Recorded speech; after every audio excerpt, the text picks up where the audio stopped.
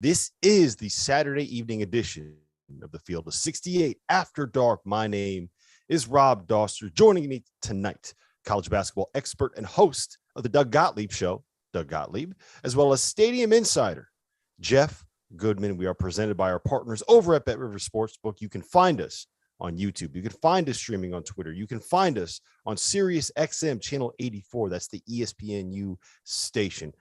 We got a lot to talk about tonight. We have a loaded show. The ACC lost its mind today. The Big 12 looks like it's probably the best conference in college basketball.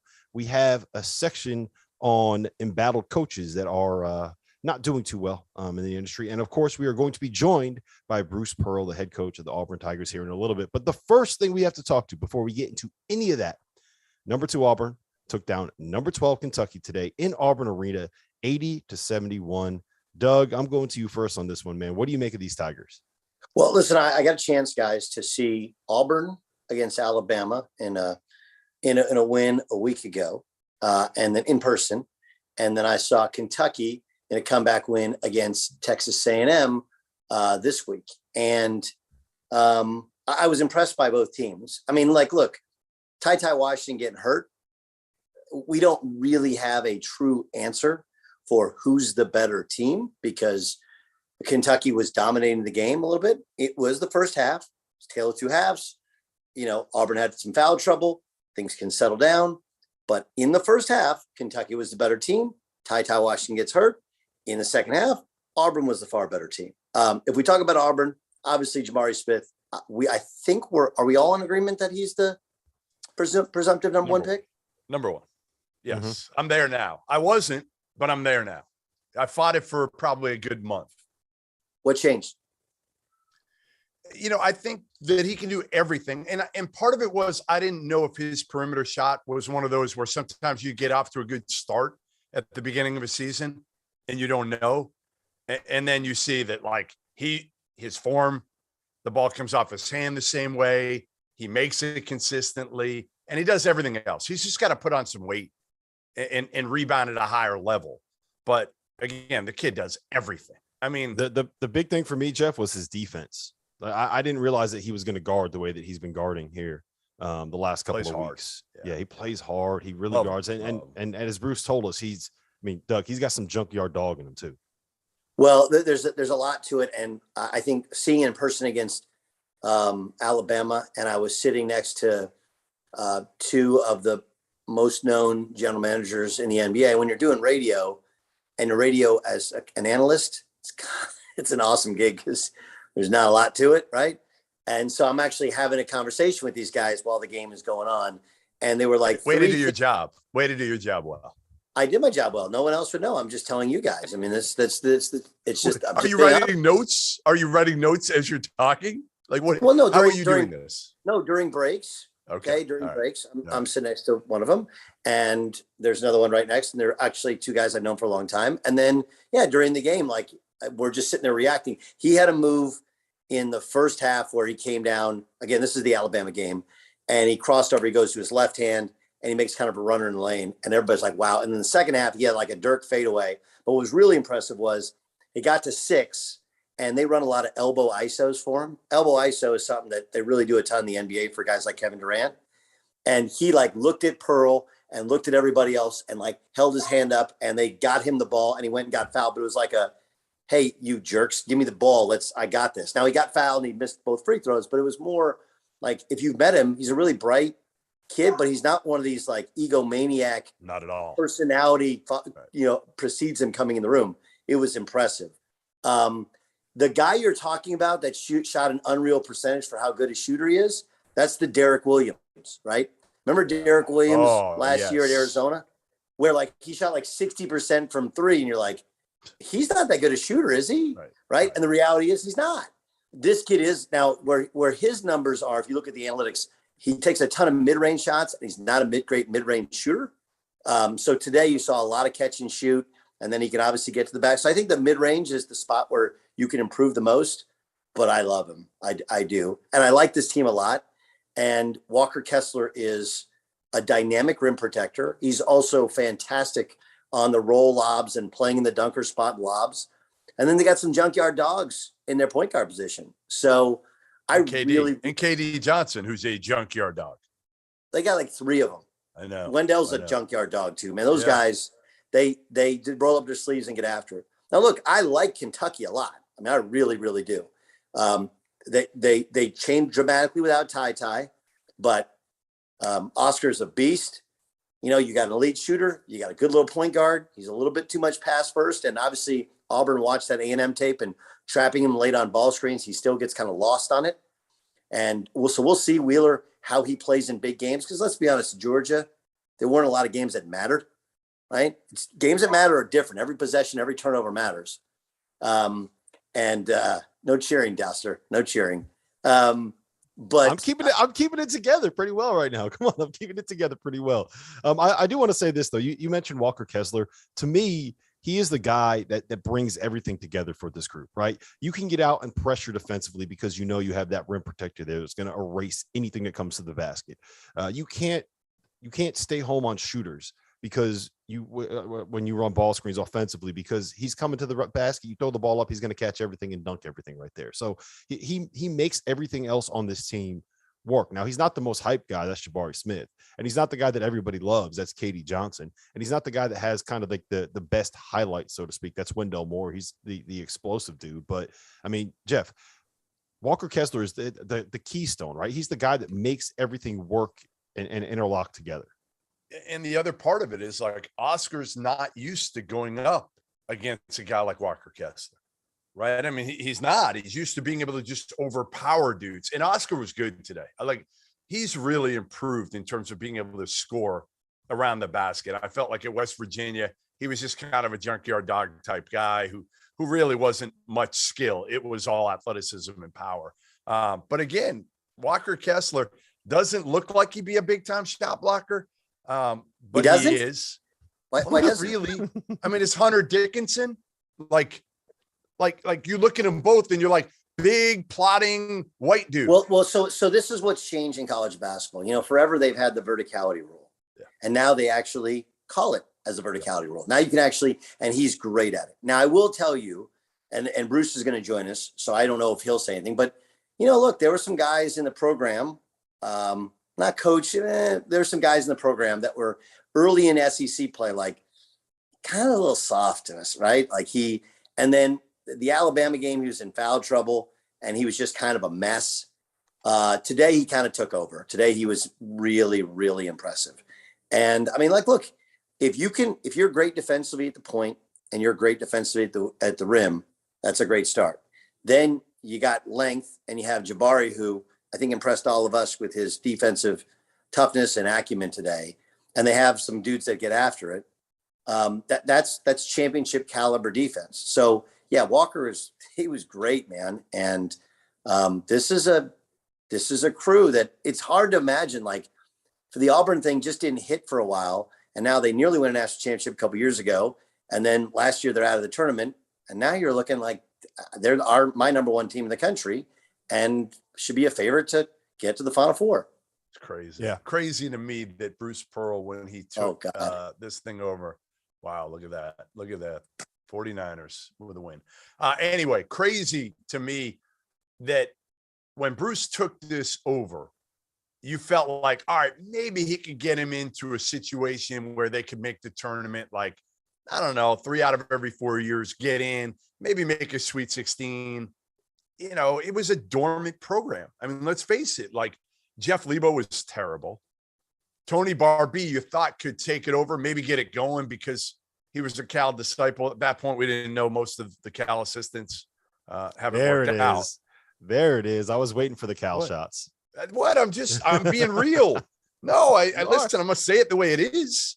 And the other crazy part, Bruce Pearl has somewhat had Cal's number a little bit in big games, right? Like, I was there in 2008 when it was 1 versus 2, Tennessee against Memphis, and Pearl beat him there. Then a couple of years ago, to get to the Final Four, Bruce beats Cal. And now I feel like they're more in an even playing field this year. I don't know if it's going to sustain itself. I don't know if Bruce is going to be able to get the Jabaris. Probably not. But ultimately, why wouldn't he be able? Why wouldn't he be able to get the Jabaris? Well, if they, He I would have don't know. gotten I mean, Jalen Green. He would have gotten Jalen Green last year, so he can do it. Why Maybe, wouldn't he be able to do it? Especially, I mean, if they keep winning, bro, if they keep winning, legal. and they keep Everything's legal now. I'm not like Right. it just comes down to whether or not and that team, 4 or 5 starters are from Atlanta, and it's not like whoever they hire at Georgia it's going to change that dramatically. It just isn't.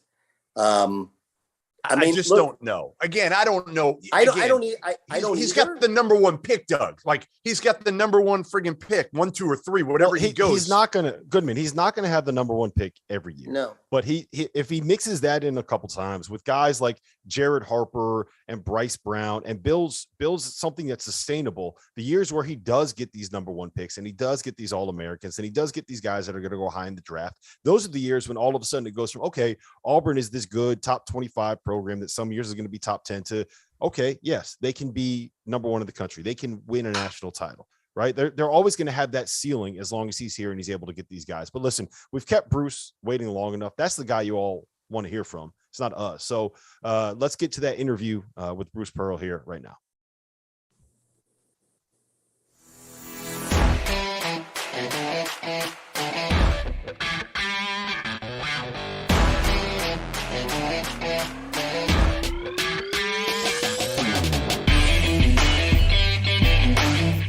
Welcome on to the field of 68 after dark, fresh off of a win over Kentucky in Auburn Arena. The one and only Auburn head coach, Bruce Pearl. Bruce, what's going on, man? Congrats on the win.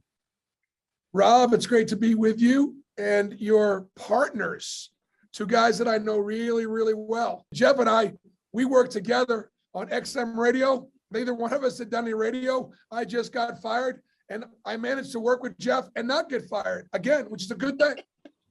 It was good. That was about 10 years ago, Bruce. We are on XM radio right now. And that's awesome.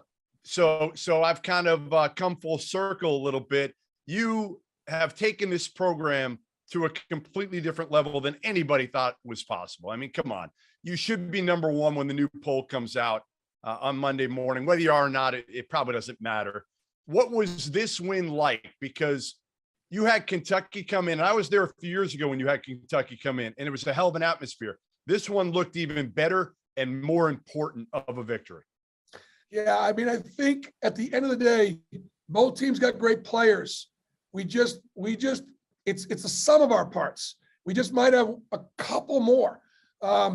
Everybody obviously contributes. Not often does something so hyped live up to the expectations. I think this did live up to the expectations. We got all the students, managed to get them all in. They slept out overnight. They're always lined up 4 or 5 hours before game, but they've never lined up the night before. And believe it or not, it was a cold night here in Auburn. I'm happy for the kids. They got a chance. You want to be the best? You got to play against the best. Kentucky certainly is, as good as anybody in our league, and we took care of business. Okay, so Bruce, you and I talked a little bit on text, getting ready for the game. Coming into it, what were your thoughts on how you wanted to play against them defensively and how you wanted to attack them offensively? Yep.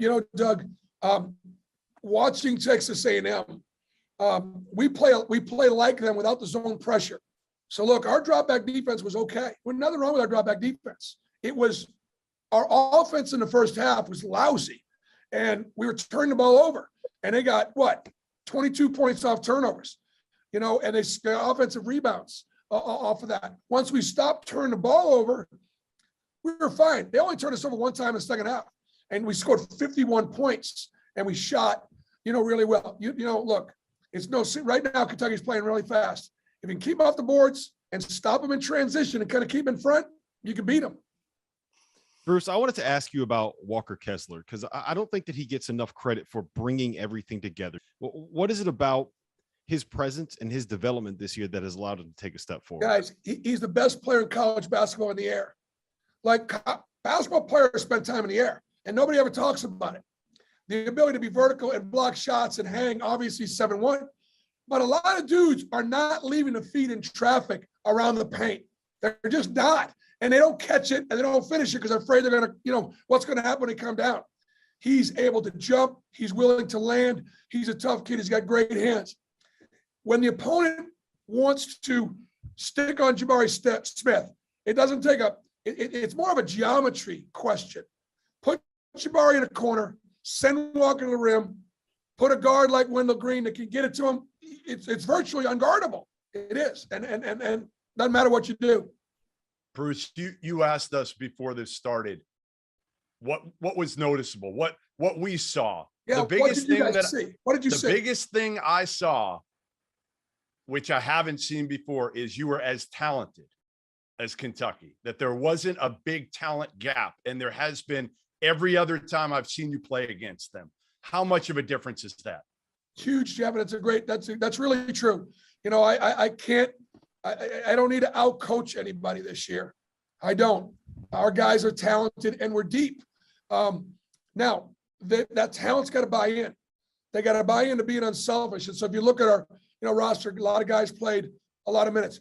At the power forward spot, I got Jabari Smith and Jalen Williams. There's no one in the country that has two players better at that big guard power forward spot. And then Walker Kessler and Dylan Cardwell. There's two guys at every position. They were recruited the right way, knowing that they weren't going to be putting up big numbers. And I would say we are as talented as anybody in the country. Okay, so let's talk about Jabari. Well, I mean, look, he's remarkable, really, really remarkable to watch. So we were Goodman and Rob and I were all texting the comparison thing. Okay, you've had him for a lot longer than anybody. You've seen him a lot more than anybody else. Who is he? Who's your mind you have? What's he going to look like as he evolves? Yeah, Doug, it's a guaranteed no-brainer NBA All-Star player. And look, I had Tobias Harris, and I told people, Tobias Harris is going to play in this league a long, long time, and he's going to be right there as that last guy that doesn't quite make an NBA All-Star roster, but he's going to be incredibly productive. And Jabari's got another level, and part of the reason is he is as good a jump shooter in college basketball as I've seen at his size. I mean, I've seen other great jump shooters. It comes off his hand the same way every time. Now, listen, the last couple of days, Jabari hadn't shot it great. Didn't shoot it great at Georgia and turned the first one down today.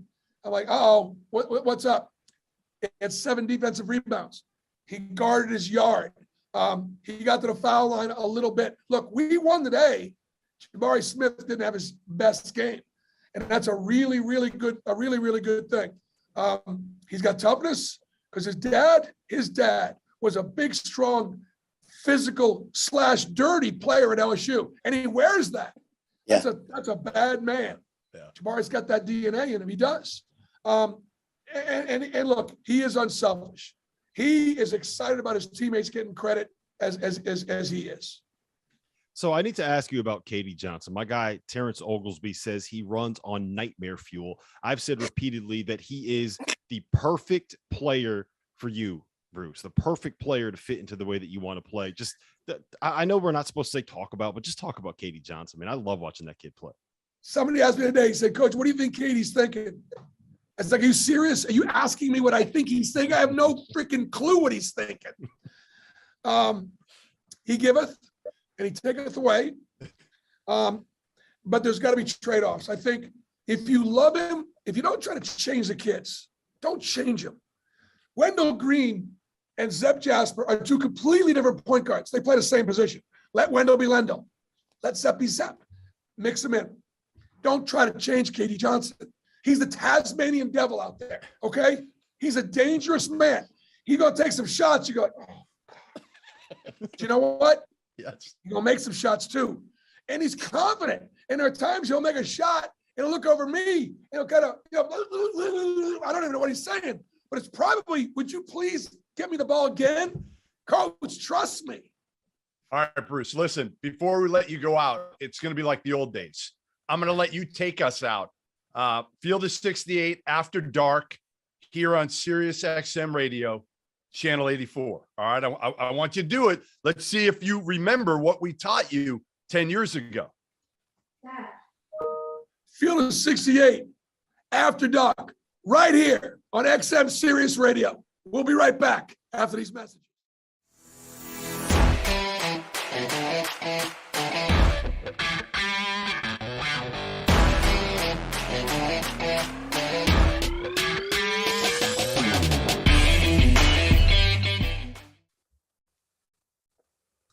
And we are back. This is the Field of 68 After Dark. My name is Rob Dauster. I'm joined by Jeff Goodman and Doug Gottlieb. This is the Field of 68 After Dark. We're streaming on YouTube. We're on Sirius XM as well. Right now, I believe this is we're in a break right now with Sirius. So hit us with the questions, producer Dagan Hughes. Dagan, right. You got some questions for us? I'm here.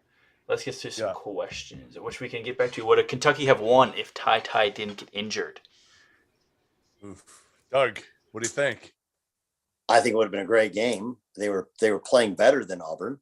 I think Auburn struggled with the matchup of TyTy. You know, one of the things about their two their guards are they're small, and TyTy's not small. I was really impressed by him.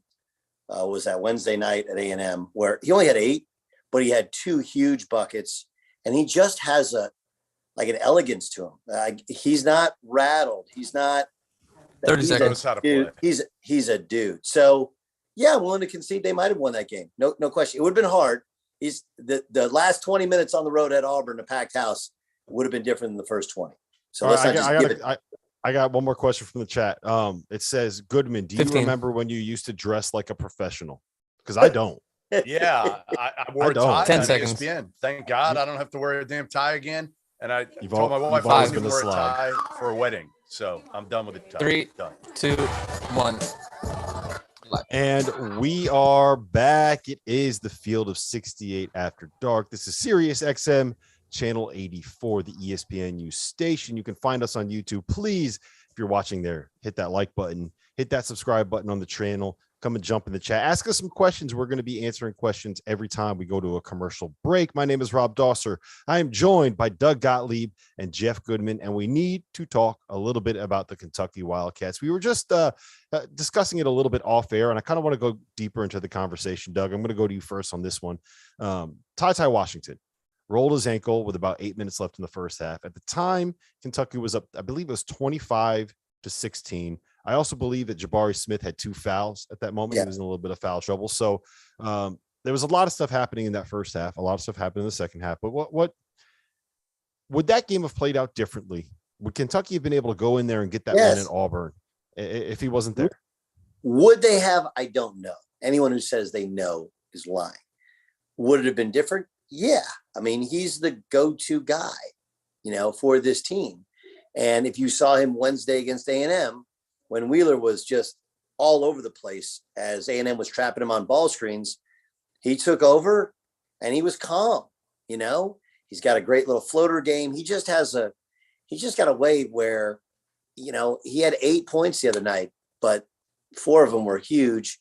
And you just feel like nothing flusters him. He plays at a level far above his age. The game it's not super easy to him, but it's pretty easy and it's pretty slow. Would it have played out differently? Yes. Would they have won?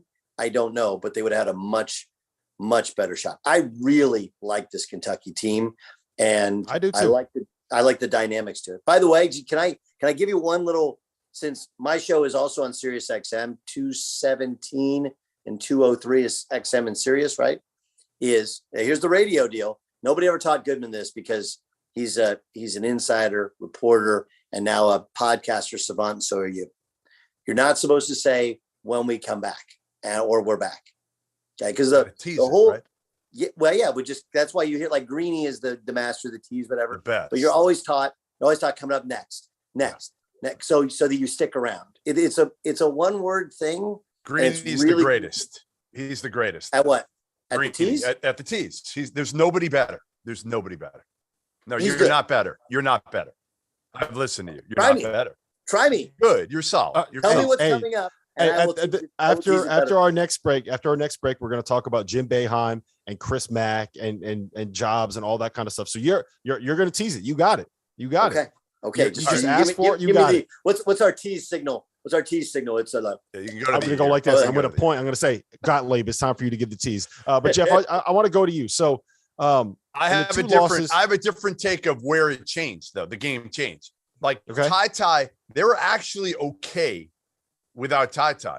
But when you took away TyTy and Severe Wheeler, when he got hung up, I mean, he got absolutely crucified For the second time, Oscar didn't call out a screen, and Walker Kessler didn't. It was a legal screen, but Severe comes up to his, I don't know what, and he ran into him. And I felt bad for Severe because he was down for the count again for the second time in like a week and a half. He was down for the count by running into a screen that Oscar didn't call. So I thought that 4-minute stretch when they didn't have TyTy and didn't have Severe, and they had Davion Mintz running the point, that was the game. They had no chance after that. They dug themselves too big of a hole because, again, you're going to your third string point guard. You got no shot.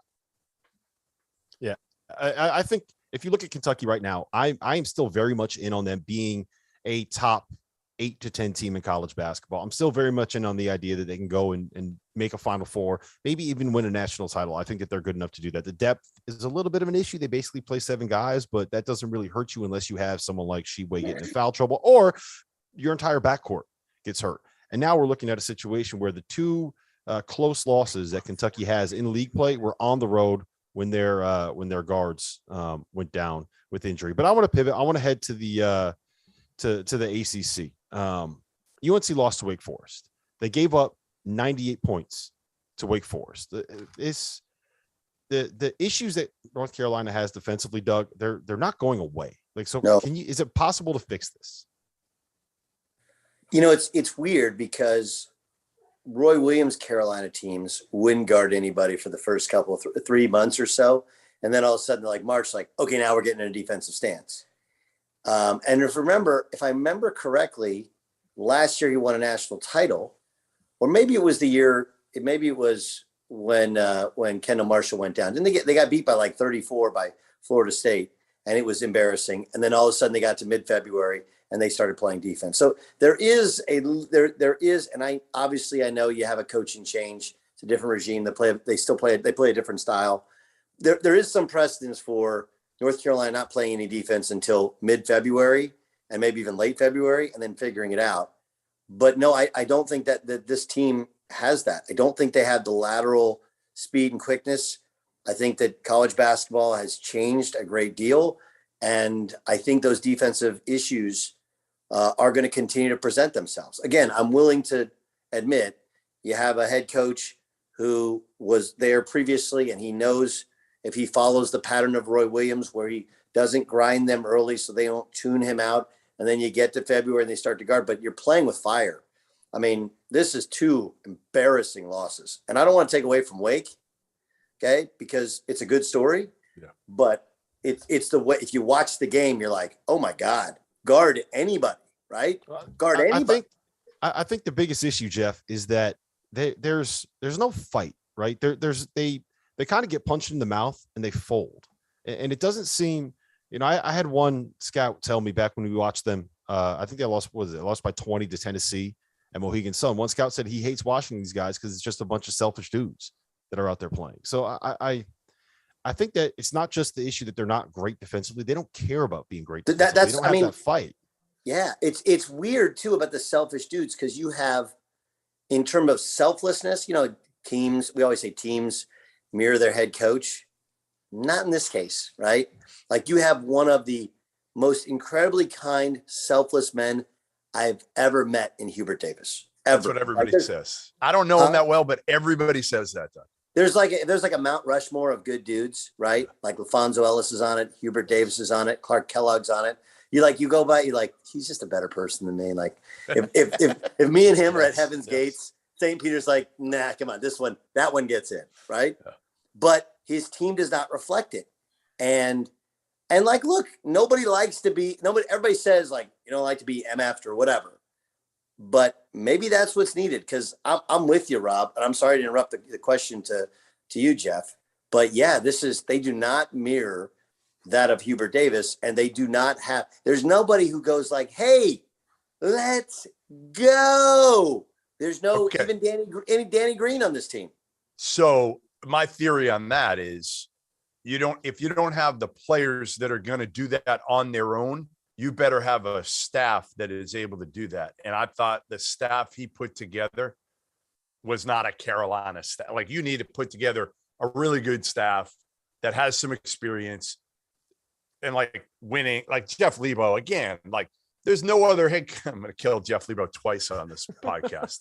But the dude, Damn, dude, I think he sets the record. I think he coached the most years without ever being to an NCAA tournament. And you bring him out of retirement and put him on the road recruiting. And Sean May's never recruited. And he's young and he's still trying to find his way going from the op spot. And Brad Frederick, a great dude, but now he's your number one recruiter. So I don't know. And again, listen, talent isn't really the issue as much on this team, but like going forward, I think you get a little bit of a mulligan this year as long as you come back next year with a good team that's Carolina-esque. And I don't think you're going to be, I don't trust this group to put that team together and get them to where they're relevant nationally. Jeff, you mentioned Jeff Lebo's retirement. Coming up next, we're going to talk about whether or not it's time for Jim Boeheim to hang him up. That was really good. That was good. That was really good. Was that good? Was that good? That was good. All right. All right. Now, Dang it, hit me with some questions in the chat. The greenie tease is coming up next. Jeff Lebo, not a Hall of Famer. What Hall of Famer does Jeff Goodman think needs to retire immediately? Right. Because then there's the intrigue. Then Right, there's the that intrigue. the real intrigue.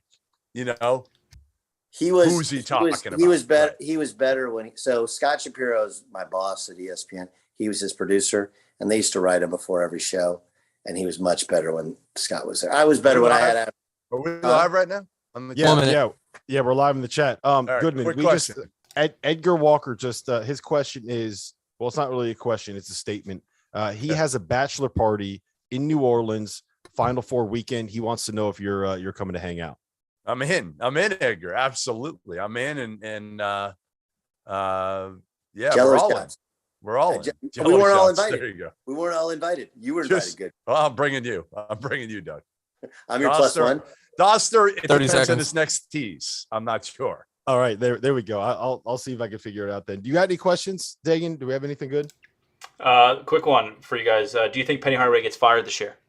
No. Yes or no? That sounds like it sounds like what we're going to talk about in the fourth segment of today's show. I do. Yeah, I do not. How about, think how he'll about be that fired, tease? But yeah, we'll expand on that for sure later 10 seconds. in a segment that only Doug and I can do, which is be 5. honest and transparent about the coaching. Here we go. You're live. This is Sirius XM Channel 84, the ESPNU station. It's the Field of 68 After Dark. My name is Rob Dauster. I have Jeff Goodman with me. I have Doug Gottlieb with me, and we need to talk about Jim Boeheim. I got some facts for you guys. Are you ready for this? Hey, I'm ready. So Syracuse lost by 20 today at Duke. They are now 9-10 on the season and 3-5 in the ACC. They have not finished better than 10-8 in the ACC since 2014. They haven't finished with fewer than 10 losses since 2014. 2014 was the first year that they came to the ACC. They are right now on track to miss the 4th of the last 8 NCAA tournaments. I know that the tournament got canceled in 2020. Syracuse was not going to make it to the tournament in 2020. So I'm canceling. You never know. I'm counting it as a miss. Outside of a few tournament runs, Syracuse right now, this program is basically NC State in orange. Jeff, putting you on the spot. Is it time for Jim Boeheim to hang him up? You are putting me in the spot. Yeah. Because my daughter applied at Syracuse. Ooh. And we sat down with Jim Boeheim for about an hour and a quarter. So if she does go to Syracuse, this is going to be very awkward for me. But I would say he's 77 years old.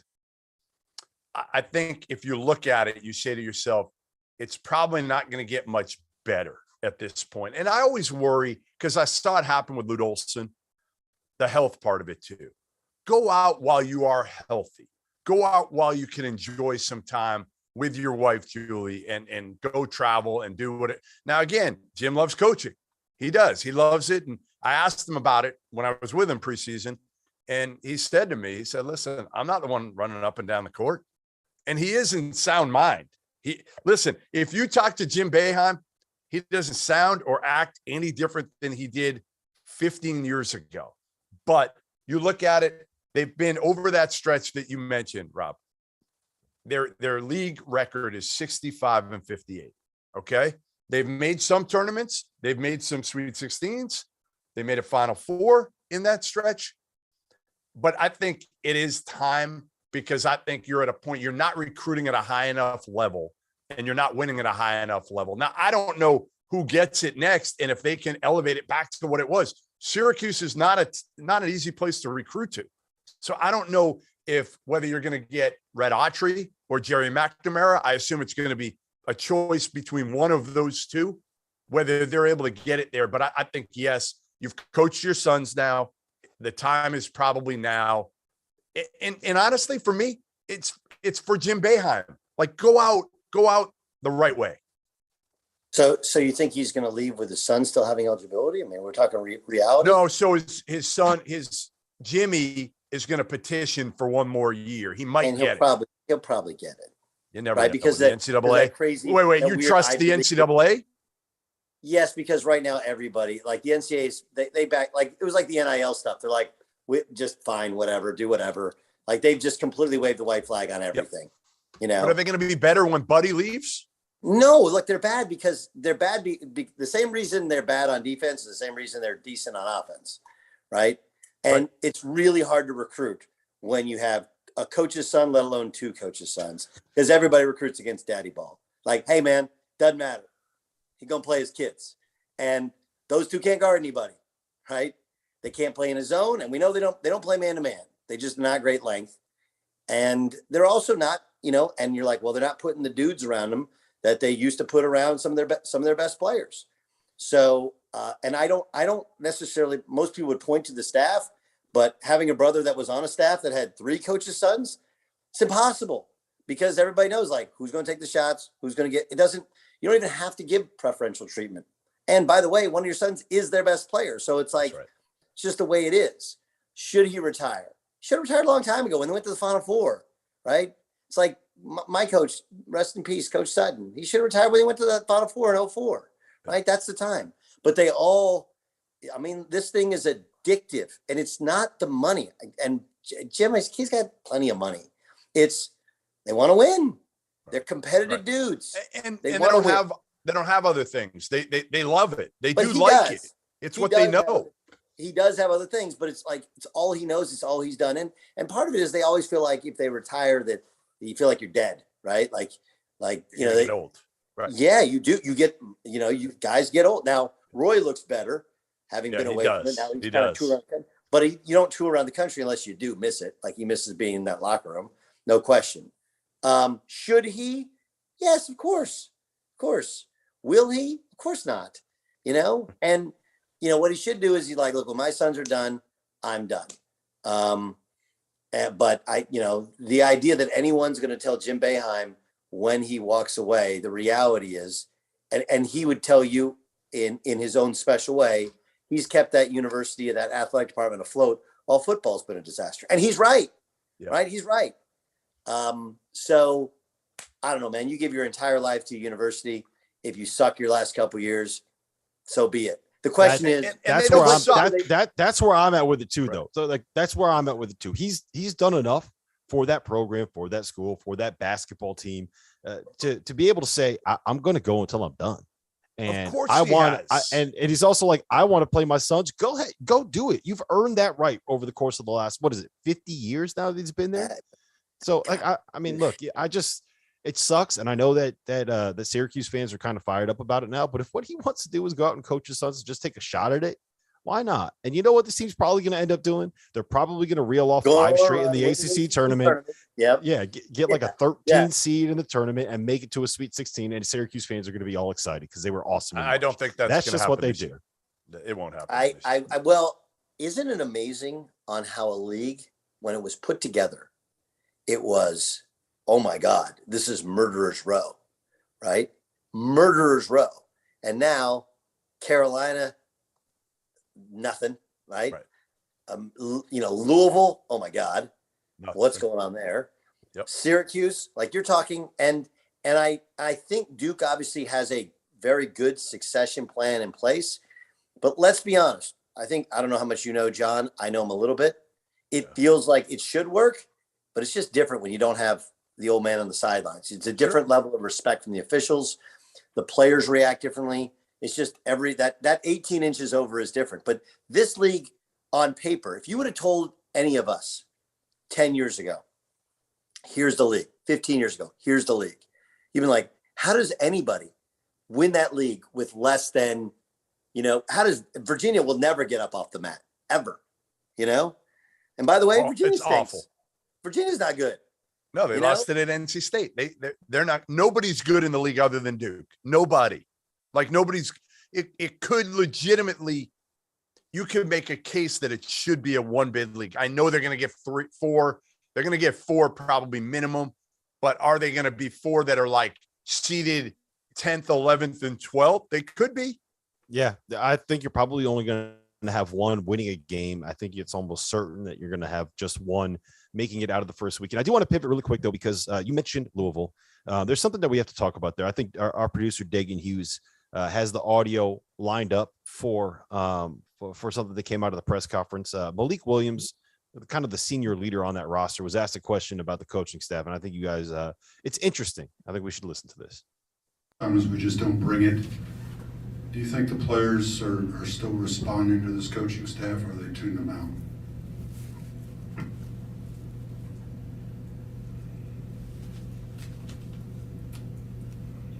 I don't have a comment for that.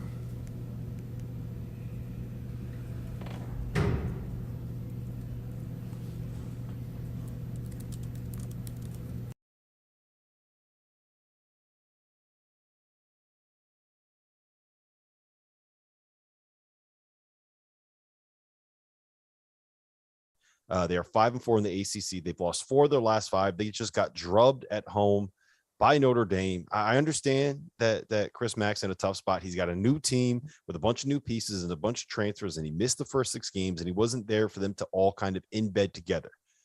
But they're not getting better. They're getting worse now that he's back, man. Goodman, what do you make of this Louisville team, the situation that Coach Mack is in? Yeah, I think it's the beginning of the end. I do. I don't know if he makes it beyond this season. I think when you're at Louisville and you don't go to the NCAA tournament 2 years in a row, the fan base obviously is going to come out after you. And then you throw in all the other things that have happened, pre-Chris Mack, with obviously the Pitino stuff that was never ending. And then the Dino Gaudio situation in the offseason where, there was just no reason for it to get there. And then honestly, the school hits Chris Mack with a suspension because he didn't have somebody from human resources in there when he fired Dino Gaudio. Like the dumbest thing ever. See, I think it's all dumb, but ultimately they can fire Mack because of these level 2 violations. So we'll see if that thing is handled by the appeal it's not going to be handled by April. So I think Louisville might have a decision on their hands. They owe him a ton of money, but I don't see this ending especially well. But, listen, I thought it had to be done with the staff. I thought You thought he had to fire Luke Murray? No, I thought he made a mistake hiring Dino Gaudio in the first place. That's what I thought. I thought it was a bad hire. I've said it before. Look, Doug, I'll go to you on this because I know that you hoops a little bit better than me, but I think Luke is such a smart offensive mind. It's not surprising to me to see them go from being a team that was a top 60 team in offensive efficiency to right now they are 179 in offensive efficiency according to KenPom. It's a problem. I agree with you. Luke's a friend. I've never had a bad. Matt can give you awkward. You can have awkward sometimes interactions with him, but I've never had like a bad interaction with him. But forget about all the other stuff. Like, dude, they were boys. Okay. And there was staff dysfunction, but there was staff dysfunction. There's lots of staff dysfunction. Right. There's lots of, that happens a lot of places. You told me how much you hate Rob, right? You told me that. You're like, you're not supposed to say that, Doug. Not on the air. I'm not muted, right? Yeah. Anyway, you were trying to push him aside. Me and you were supposed to host this thing. That's what you told me. Anyway, no, and what Luke told me, and I don't know if I'm supposed to share this, but I don't really care, was there wasn't really an explanation given. Like, he just called him in after the season, no warning, and said, I'm making a change. Sorry. And obviously Luke was pissed, but that only happens when an administrator says, hey, dude, you got to shake it up or we're going to make a change. Right. I mean, so when that happens, that's a telltale sign that the guy's told, you got to fix this. You got a year to fix it. I don't think that was necessarily the case. I think he looked at the talent level on that roster and he said, we got like 3 or 4 decent players and the rest of the team isn't very good.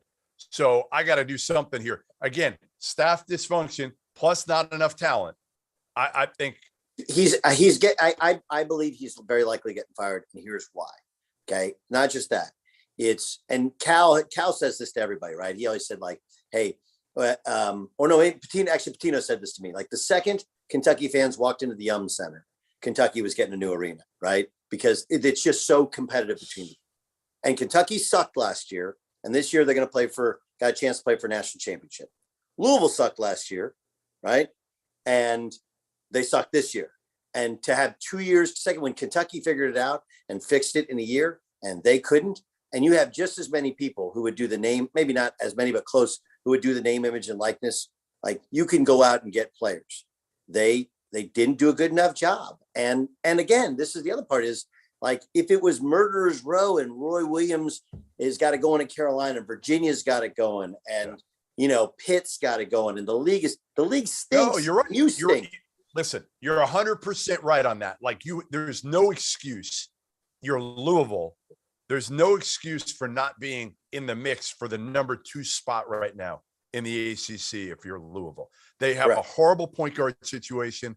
Their front court stinks. That to me is they've misevaluated the point guard position since he's been there. They've taken a couple of transfers and they've tried to patch it together and they tried to hold it together. And like, you need 2 or 3 guys that can handle at that spot.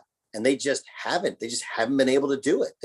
They've taken some guys that weren't true guys, or they've had some injuries there. And like, you go through the kind of whole list of it, or taking guys that weren't really at their level, because you get to that super high elite level, it's different, it just is. I think that thing's a mess. And that's the type of place where you might get 1 year, but 2 years of being bad. Right. Yep. Ooh, it's really hard. And somebody will write a check or they'll use those level 2 violations, which are BS, to try and get out of paying themselves. BS. Yeah. We got about a minute, Jeff, real quick, but I do just want to ask you guys, Chris walked in there when there was a whole bunch of stuff hanging over that program from an NCAA perspective. How much of an impact do you think that had on him being unable to get this program going again?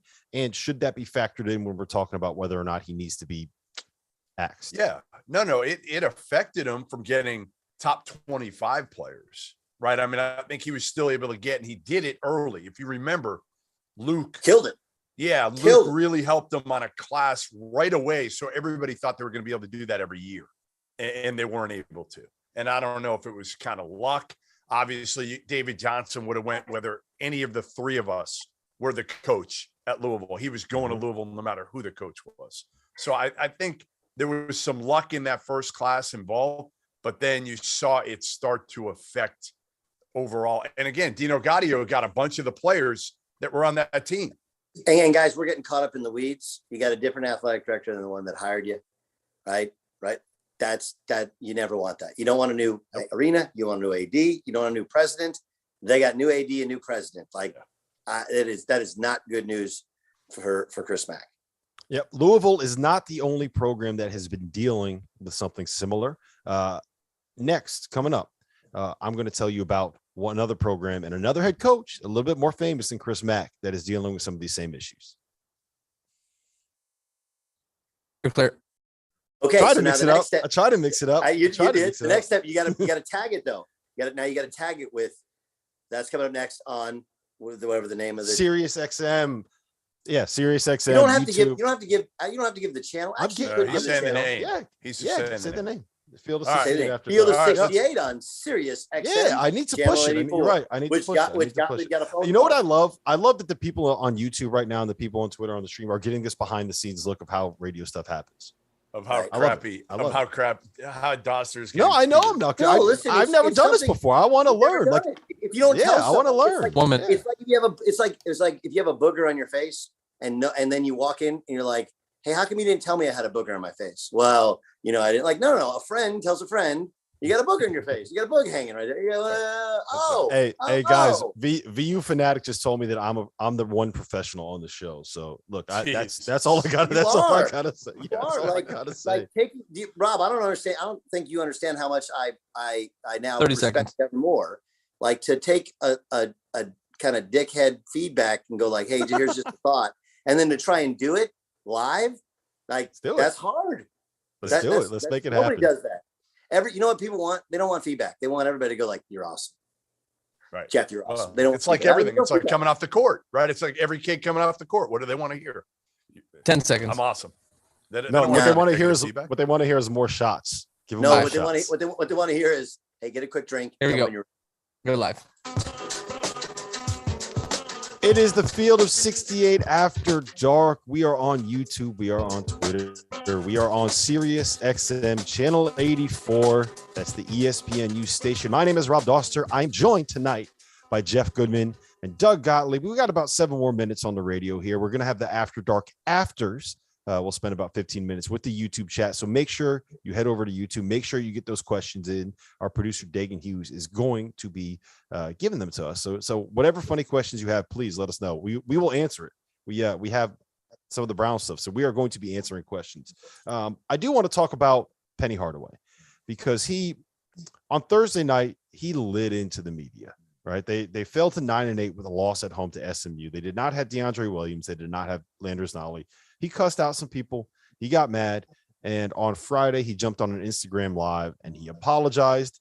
I figure there's nobody better to ask about this situation than 2 of the most opinionated individuals in the college basketball space that I know. So Goodman, I'm going to you first on this one. I know you got a relationship with Penny. I know you like him, but he's not doing himself any favors right now. No, I mean, again, you see it with so many guys. All you got to do is kind of play the game a little bit with the local media, especially. But when you go after them and you're at a point right now where you're kind of and fighting for your coaching life is probably a term we shouldn't be using with Penny because he's got 100 million in the bank. So it's not like his livelihood depends on it. But certainly right now there are questions whether or not he's the right guy to lead the program. They haven't been to the tournament. He told me prior to the season, he knows there's pressure on him and they should be a tournament team with everything he had. But to go out there and a few weeks ago, blame it on the older guys. And now basically the younger guys, I got too many young guys, right? Like, what is it, Penny? Which one is it? Don't be John Calipari trying to, spin everything. Just whatever it is. The bottom line is all he had to do was take accountability. You're Penny effing Hardaway. Just take accountability, go up there and say, you know what? This is on me. This isn't about my players. This is on me. I got to figure this thing out, and I haven't done a great job at it, period. That's what he should have done. He even could have done the fake no excuses excuse, right? Like I could get up here and tell you that I'm starting a 17-year-old and that they got 23 or 24-year-olds. Right. I could, but I'm not gonna, right? Yeah. Which is exactly what he's doing. So I think there's a lot to it. I think that because he was kind of the chosen one and because there was so much backstabbing to get him in that place that I think he thought that he would be beyond reproach, and he's not. That is a terrible job. I'm just going to point that out. That is a terrible. It's not a terrible job. I out of your mind. It is not a terrible job. Can you a terrible job? A terrible job is East Carolina. Okay, it's a terrible great job. It's like the UCLA football job, right? Where it's a terrible great job, right? Where you're never really going to win at UCLA. Like, first of all, never follow a program that had John Calipari. He's 2 coaches removed. It doesn't matter how many coaches they need at UMass to prove. Like, don't follow that dude. He's unbelievable. Secondly, even if you tried the John Calipari model, it doesn't work anymore. Even Cal knows it doesn't work anymore. Okay, because of the top 20 kids, right? You're going to lose 5 to 10 of them to something not college basketball. And then they're now getting plucked off by Auburns and whomever. And now you're dealing, it's one thing to play with younger dudes. It's another thing to play with one guy who's reclassed, clearly not ready. And some of the other guys, they're not what Kentucky had. You don't have a Derrick Rose there, right? The other part about Memphis is, you got all these Memphis players and all these parents and hangers honors, and they want their kids to play, right? And my late father took a class from Woody Hayes. He says the best class he ever took. And Woody Hayes had a rule. He would not take a kid from Columbus unless he was absolutely sure he was going to be an All-American. And the idea is if that kid isn't great, Can't miss. and you're taking him in and out of the game, everybody's pissed. And then they go back pissed to the neighborhood. So I think it's a mess. And I understand his frustration. I'm surprised that his staff, that Larry Brown couldn't consult with him and go like, hey, dude, you like take a breath, just take it on yourself, do the woe is me. I'm going to be better. What happened to Rasheed Wallace, by the way? He's made a couple of weird hires. Mike Miller walked away. Yeah, because you know why? Because these guys feel like they're not enough. According to my sources, they're not a part of it enough. Their voices aren't being. Rasheed left because, according to my, he didn't get vaxxed. That's what it is. The other guys, everybody who's been on his staff, I've heard the same thing that I've talked to, which is basically that they feel like their voice doesn't matter as much. Right. So, listen, and that's what things I'm saying. aren't going well. When everyone tells you you're the king, you're the greatest, it's really hard sometimes to go like, hey, I don't know everything. There's so much you don't know at coaching at that level, right? Just so much you don't know. And when you've been he was a great player. And I spent time with him. I really like the dude. I love Penny. Love him. I genuinely like him. Yes. Okay. Yes. But he did not hire a staff that knew what he didn't know. He did not, and he did not, and he doesn't handle. And you know who did? You know who did? Juwan Howard. Mm-hmm. Yeah, that's the difference. He went and hired Phil Martelli. Exactly. Right? He went and hired Phil Martelli. Right. Yes. And look, listen, somebody might say, well, Larry Brown's a better coach than Phil Martelli. Like, there's a difference. Phil Martelli is. I'll just be honest. When I've interviewed for jobs, the guy I've called for advice was Phil Martelli. Phil, who's the old head I should hire? Who's the recruiter I should hire? What should I do in practices in April? Like, he gave me, this is Phil Martelli, great advice. He's like, listen, if you get a job, I need you to do something for him. I was like, what is it, Phil? Tell me anything. And he goes, don't put in your offense in April and May. Nobody gives a shit. That's what he said. He said, nobody cares. He's like, do drills, have them play one-on-one. He's like, you know what? That first, be about the kids, be about their improvement. And you know what? It doesn't even matter what you run anyway. At the end of a game, you're going to give it to a kid and hope he makes a bucket and go one-on-one anyway. Right. So you're actually helping yourself. Doug, 10 seconds on this. 10, not even. What do you fire Penny Hardaway after the season or not? If you're the AD? No, I give him one more year. Yeah, me too. Yeah. Me too. Yep. Well, listen, this has been the Field of 68 After Dark. We are on YouTube. We are going to be doing the After Dark afters. You can join us. You can hit us with questions in the YouTube chat. So if you're watching there, please hang around for a couple more minutes. Grab yourself a beverage. Get ready for the rest of the night. This has been the Field of 68 After Dark. For Rob Dauster, myself, for Jeff Goodman, for Doug Gottlieb. Thank you for being here. And you're clear. Perfect. All right. It's time for the afters, Doug. You haven't been around for a Field of 68 After Dark afters. Go get yourself a beverage. All right, Go get a beverage. Go get a beverage. Do White Claw? Do I do a Modelo? I have a little scotch. I wanted to. Scotch. We got a Scotch guy. By the way, Aaron Rodgers is gonna be drinking scotch or a couple fingers. Aaron's gonna be drinking a lot tonight. Yes, he is. Goodman, we had a good show tonight, man. We had a good show. We did. Tonight. Gottlieb's a riot. Gottlieb's great because you know what the best thing about Doug is, and I hope people say the same thing. About no, you want to know what the best thing about Doug is that he'll say. You know what someone told me, and I don't think I was supposed to say this, but I'm going to say it anyway. Yes, I love that. No, but you can go at Doug. Like you can go at Doug.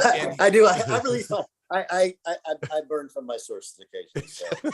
I'm going with you guys know Topo Chico, right? They have those really good. I got to go out and get something. I'm gonna let you guys go. I'll be back in a minute. Let me check out your dog. Make sure your dog's live. Yes, I got to check on my dog. That's right. Yep.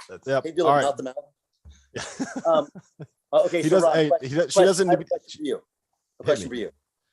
We didn't get to talk about the Big 12, and I got a couple texts from a couple Big 12 coaches tonight.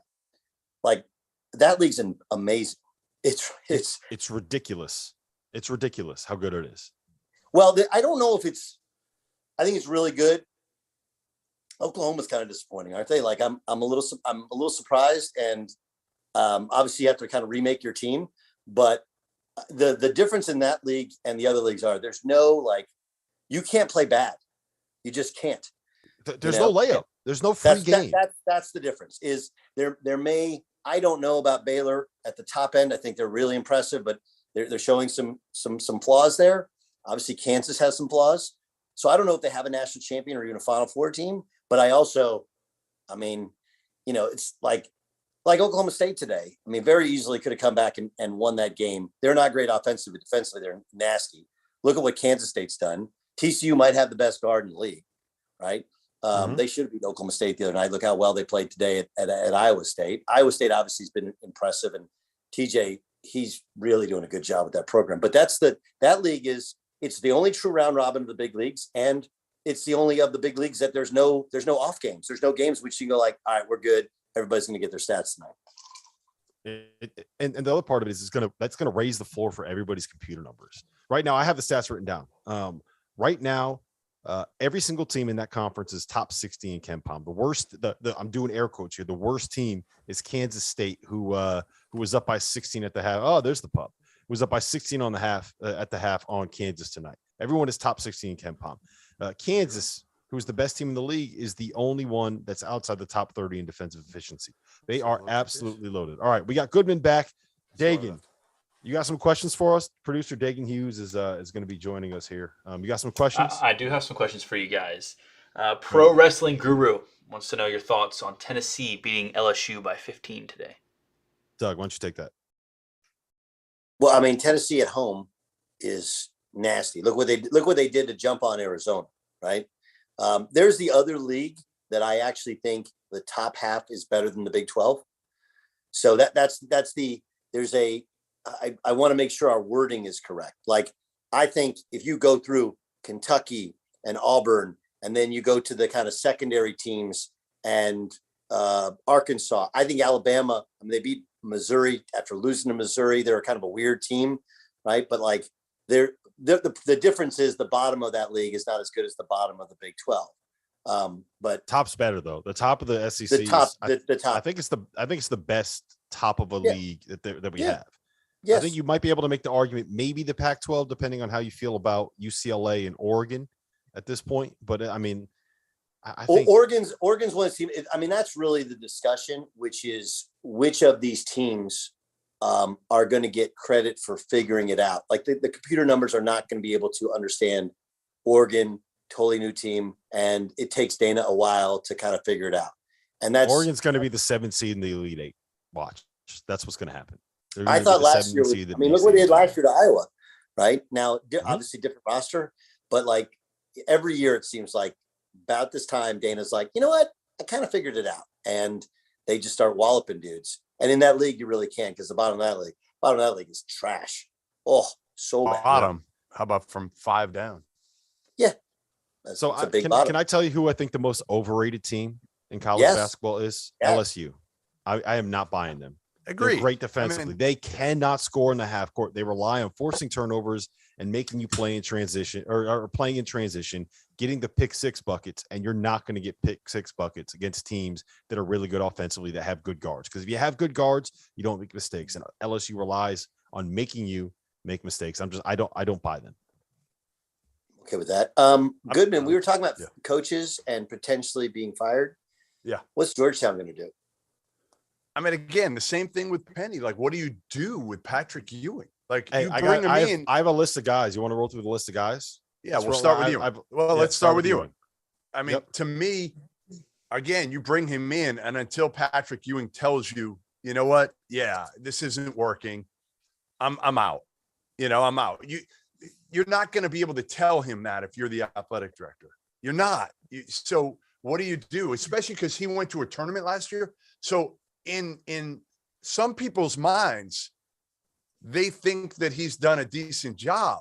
But if you look at it, like, they've been irrelevant other than 3 days in a Big East tournament, in which I think one of the wins came against Villanova without Gillespie. So they caught a break there.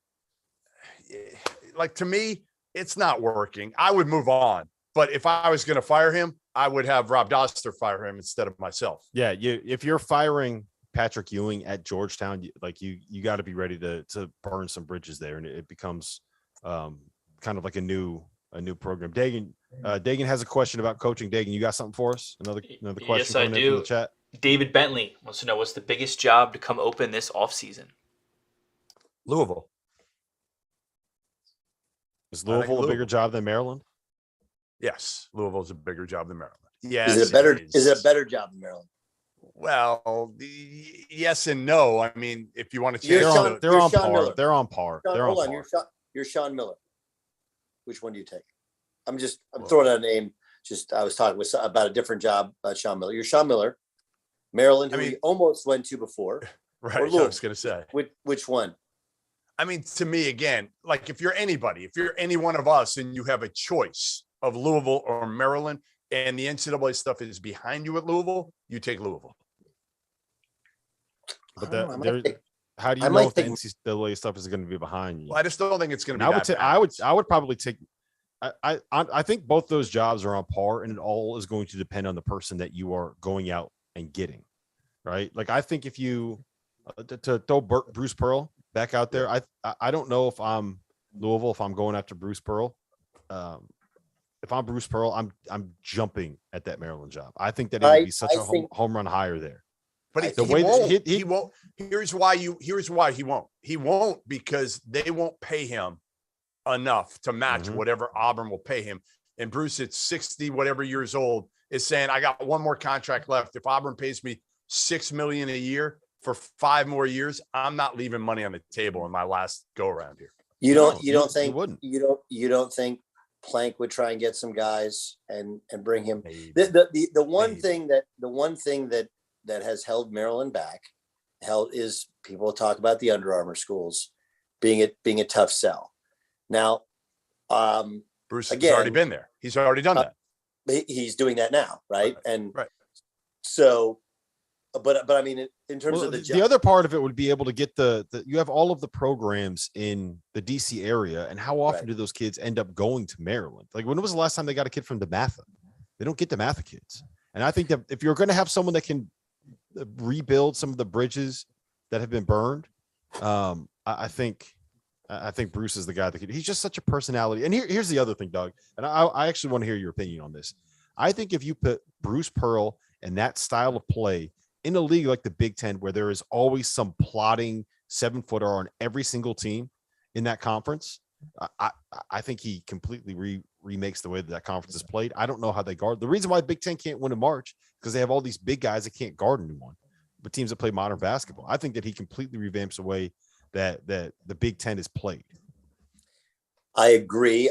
It is interesting. He was in the Big Ten a long time ago, obviously at Iowa, and they were different than everybody else back then. And it worked at Iowa to a different level, obviously. I think it's a better job than Auburn.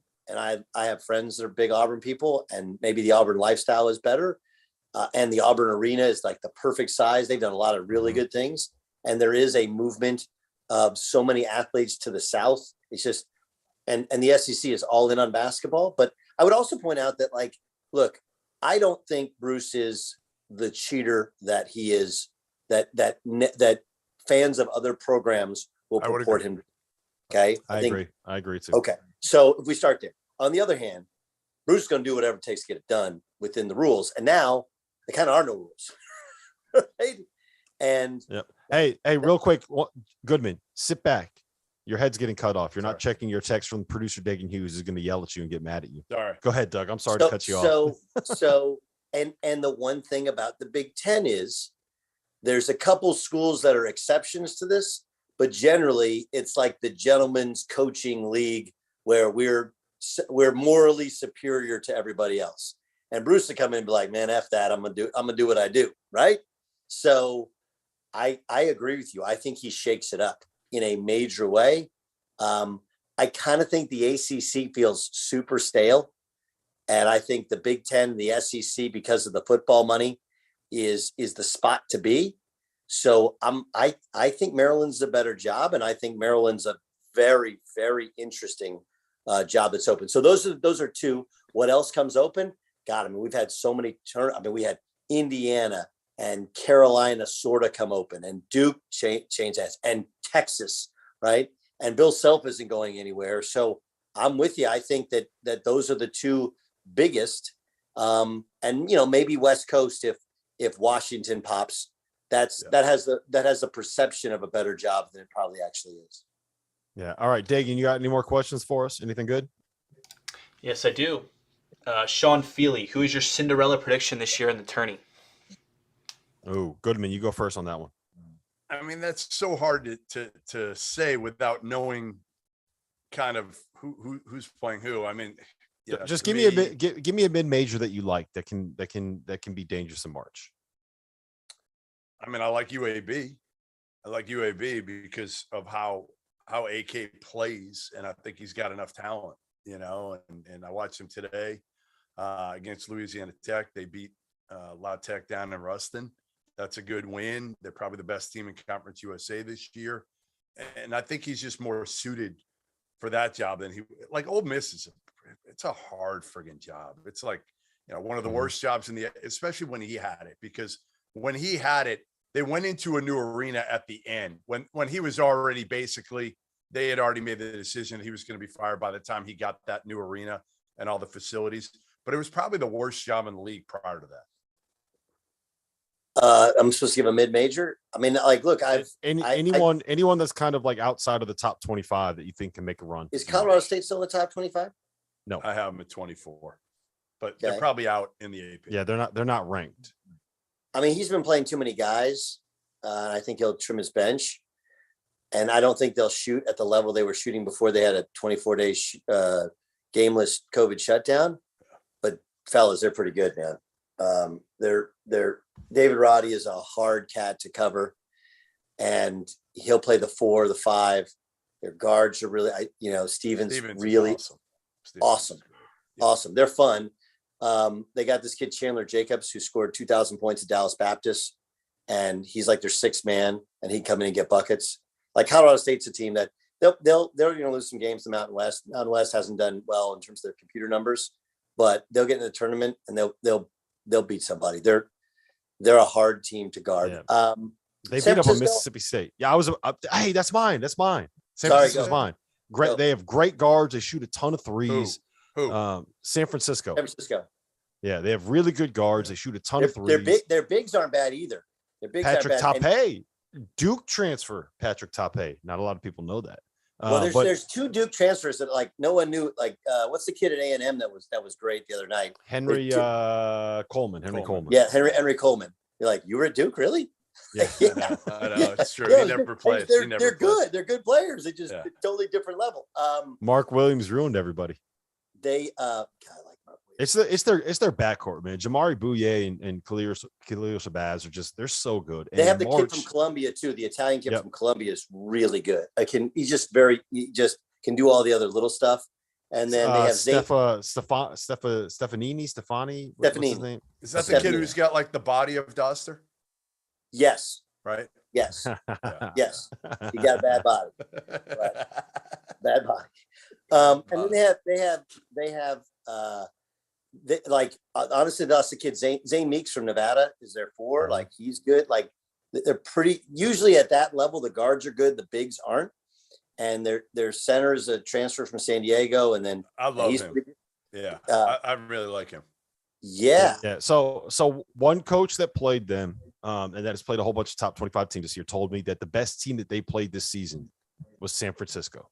The team that they were like most scared about, best looking on tape, that they thought could be able to be dangerous was San Francisco. So, all right, let's do a little rapid fire questions. Let's get through them quick. Real quick. Dagan, just fire them at us. We'll take 5-10 seconds each to answer. Let's do it. We'll stay on the topic of San Francisco. Where and when does Todd Golden go?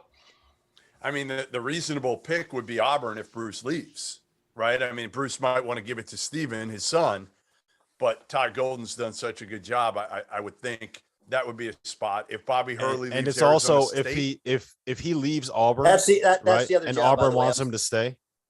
Go ahead, Doug. That's the other job, by the way, that we didn't mention. Is Bobby in trouble at Arizona State? You know what?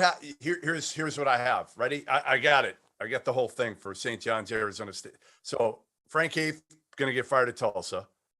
Mike Anderson goes to Tulsa. Bobby Hurley goes to St. John's. Todd Golden or Randy Bennett go to Arizona State. Randy Bennett finally goes to Arizona State, finally gets Arizona State all these I years mean, he later. wants it. Yeah. I mean, like, I don't think know if he wants it. I don't know if he wants it. Yeah. I don't know if he does anymore. I think he probably did want it. And I'm not sure he still does. But Randy might be, pretty settled in Moraga. It's a pretty good By the job. way, Randy has Marshallonis's kid. Yes. Who Love him. He's the next one. Yes. Next one. He's a dude. He's All right, the next one. Dagan, hit us with some more questions. So much for Real the quick answers there. I'm Goodman. sorry. My fault. Does Kansas get a 1 seed on Selection Sunday? No, Ooh. You I don't think so. no, I don't think that they do.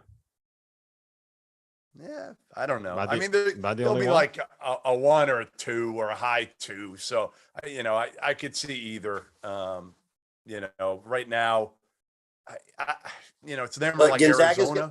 going to get one. Right. right? Baylor.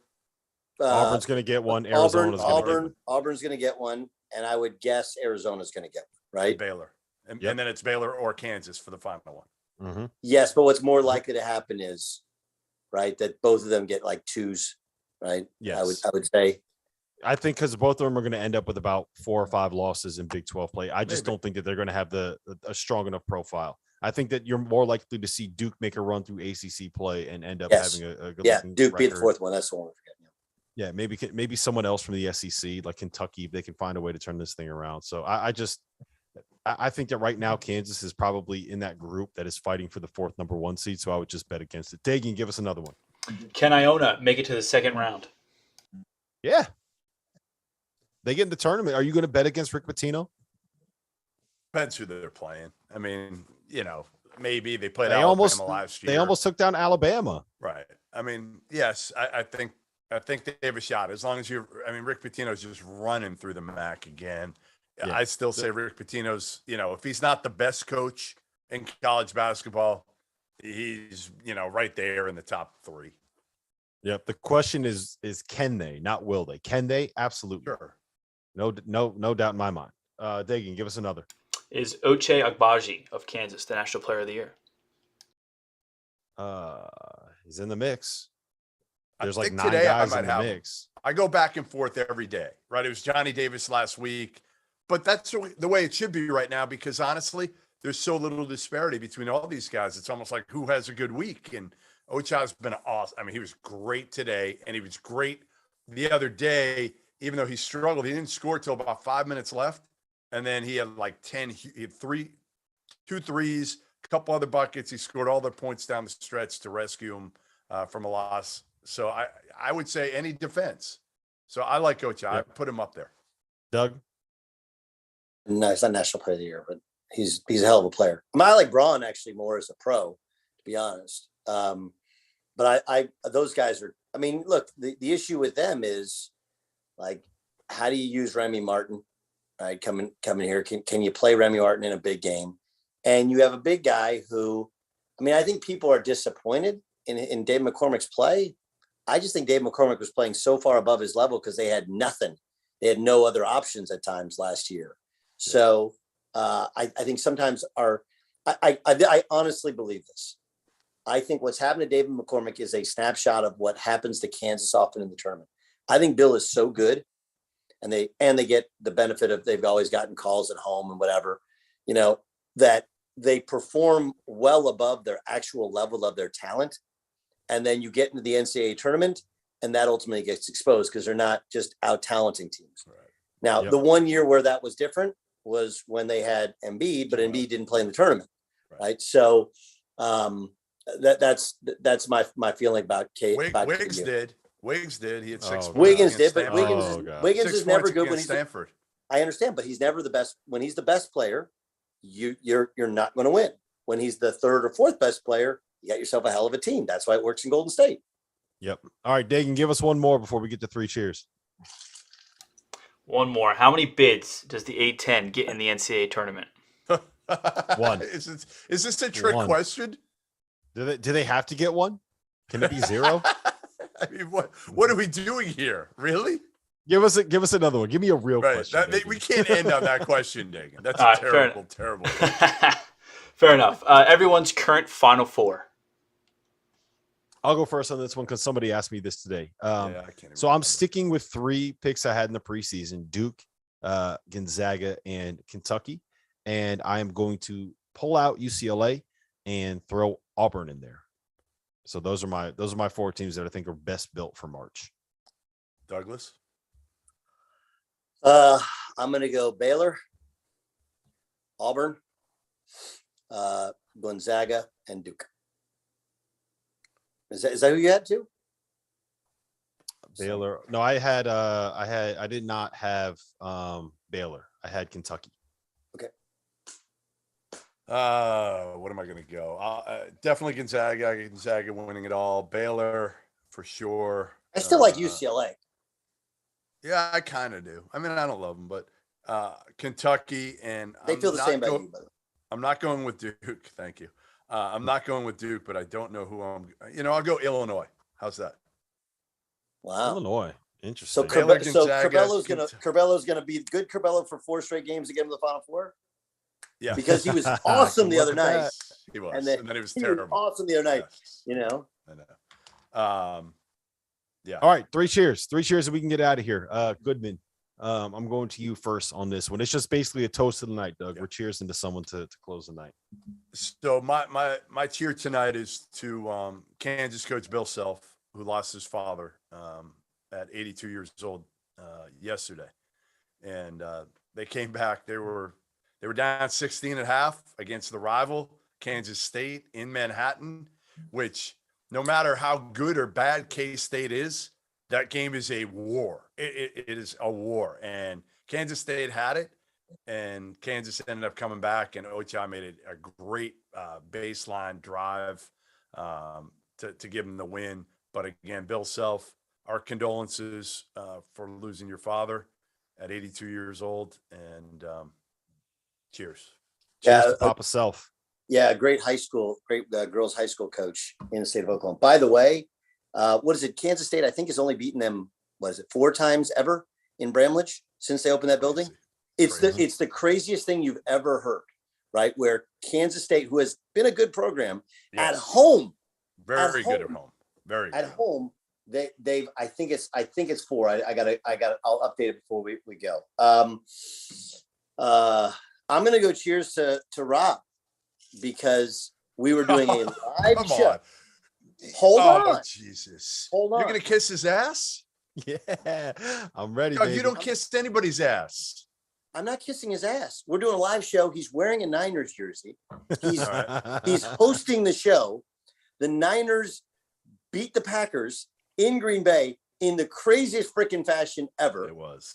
And nuts. If you were listening to this show on Sirius or watching or listening down on the pod, you'd have no idea. None. He is the only professional on the show, because I would have lost my mind. Lost my mind. Cheers, Rob. Well, cheers to me. I will always cheers to Jimmy G and Rob Dauster. Well, that's what I was going to say. Mine was going to be to Jimmy G, who is now officially 2-0 in these playoffs. We were criticizing him earlier, but I don't know how you could hate on the guy. When it comes down to it, the quarterback position is all about wins and losses, about nothing else. And the dog's asleep. Mine wouldn't stay up here. She went back downstairs. Well, my dog is not asleep on the couch. She's not allowed on the couch. But yeah, my real toast, my real cheers. That's a much cuter shot than the previous one, Doug. By the way. Yeah, I know it's better. We should have had that for the entire show instead of Doug. My real cheers. Me talking in the background. That's awesome. That would have been awesome. Yeah, that would have been perfect. Yes, I like it. My real cheers is to Isaiah Mosley. He went for 40 tonight. Missouri State won at Loyola Chicago. They were up by as many as like 24 points. They won by 10. They are now a game out of first place. in the Missouri Valley title race. And Isaiah he's been unreal the last 5 games. Yes. It's been 40 points today. He had 24 the other night against Illinois State. He had 43 at home against Northern Iowa. He's averaging something like 30 points over the last 5 games. So cheers to Isaiah Mobley. Cheers to Jeff Goodman. Cheers to Doug Gottlieb. Cheers to producer Dagan Hughes. This is the Field of 68 after dark. What do we got there? Cheers to Bruce Pearl and the Auburn Tigers. This was a fun show. Dagan.